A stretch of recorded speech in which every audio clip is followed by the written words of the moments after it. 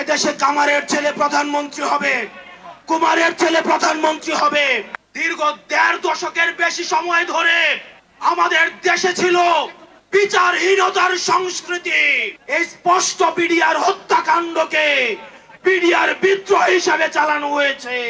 আমরা দীর্ঘ ১.৫ দশকের আওয়ামী জাহিলিয়াতের শাসনের পরে আজকে আমরা মুক্ত বাংলাদেশে যেই সংসদ ভবনকে আমরা ফ্যাসিবাদ মুক্ত করেছি, সেই সংসদ ভবনের সামনে আমরা গণতান্ত্রিক প্রক্রিয়ায় সেই সংসদ ভবনে যাওয়ার জন্য আজকে আমরা মানিক মিয়া এভিনিউতে এসে দাঁড়িয়েছি।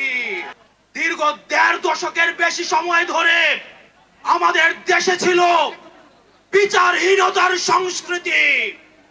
লগি বৈঠা থেকে শুরু করে ২০০৯ সালে আমাদের দেশের যারা ডিফেন্স অফ ফার্স্ট লাইন বিডিআরদেরকে আপনারা দেখেছেন কিভাবে ভারতীয় আগ্রাসনের মধ্য দিয়ে হত্যা করা হয়েছে।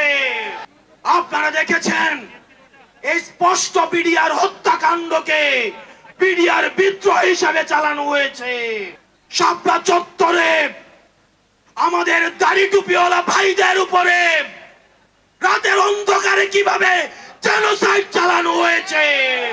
আমাদের দাড়ি টুপিওয়ালা ভাইদের সামনে থেকে কিভাবে মাইক কেড়ে নিয়ে যাওয়া হয়েছে।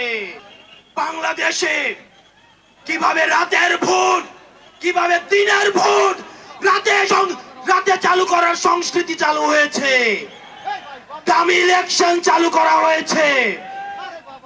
আমরা ৫ই আগস্টে এই আওয়ামী লীগের এই দুঃশাসনের আমরা এই দুঃশাসনের কবর রচনা করেছি। আমরা বলতে চাই, এই গণভবনে কে যাবে সেটি নির্ধারিত হবে বাংলাদেশ থেকে, ভারত থেকে সেটি নির্ধারিত হবে না। আমরা স্পষ্ট করে বলতে চাই, এই সংসদে কে যাবে সেটি নির্ধারণ করবে বাংলাদেশের খেটে খাওয়া জনতা। এই সংসদের মসনদে কে বসবে সেটি নির্ধারণ করবে এই ভূখণ্ডের মধ্যে যারা রয়েছে সেই ভূখণ্ডের মানুষ। আমরা দীর্ঘ ১.৫ দশকের বেশি সময় ধরে আমরা একটা জাতি গড়ে তুলতে পারি নাই। বিভাজনের রাজনীতি আমাদের মধ্যে ইচ্ছাকৃতভাবে জিয়ে রাখা হয়েছে। আমরা স্টেট ডেভেলপ করতে পারি নাই, আমরা নেশন ডেভেলপ করতে পারি নাই। আমাদের প্রতিষ্ঠানগুলো ভেঙে গিয়েছে, আমরা সুশাসন নিশ্চিত করতে পারি নাই। আমরা ফাংশনাল ব্যুরোক্রেসি নিশ্চিত করতে পারি নাই। আমরা স্বাধীন পুলিশ নিশ্চিত করতে পারি নাই, স্বাধীন বিচার বিভাগ নিশ্চিত করতে পারি নাই। আমরা স্বাধীনতার এত বছর পরেও আমাদের তরুণ প্রজন্ম, আমাদের একটা ইনস্টিটিউশন আমরা প্রপারলি ফাংশন করতে দেখি নাই।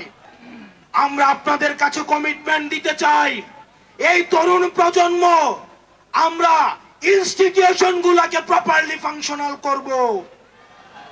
আমরা আপনাদেরকে কমিটমেন্ট দিতে চাই, এই বিভাজনের রাজনীতির ঊর্ধ্বে উঠে আমরা একতার রাজনীতি বাংলাদেশে চালু করব। আমরা স্টেট ডেভেলপ করব। আমরা এই ভূখণ্ডের অধিকার আমরা আদায় করতে পারি নাই। আমাদেরকে মাথায় রাখতে হবে, বিদেশের সাথে আমাদের বন্ধুত্বপূর্ণ সম্পর্ক থাকবে, কিন্তু কোনো প্রেসক্রিপশনের সম্পর্ক থাকবে না। আমরা স্পষ্ট ভাষায় বলতে চাই, আমাদের যখন একটা ছেলে রাস্তায় রক্ত দেওয়া শিখে গিয়েছে, আমাদেরকে কেউ রক্ত দেওয়া থেকে থামায় রাখতে পারবে না। সুতরাং আমরা স্পষ্ট ভাষায় বলতে চাই, আমাদের প্রবীণ রাজনীতিবিদ যারা রয়েছে তাদের অভিজ্ঞতা এবং তরুণদের তেজদীপ্ত এবং অকুত ভয় যে নেচার রয়েছে, সেটার মিথস্ক্রিয়ায় আমরা পরবর্তী বাংলাদেশ বিনির্মাণ করব। আমরা যতদিন না পর্যন্ত আমরা নিশ্চিত করতে চাই এদেশ থেকে পরিবারতন্ত্র এদেশ থেকে কবরস্থ হয়েছে। এদেশে কামারের ছেলে প্রধানমন্ত্রী হবে, কুমারের ছেলে প্রধানমন্ত্রী হবে।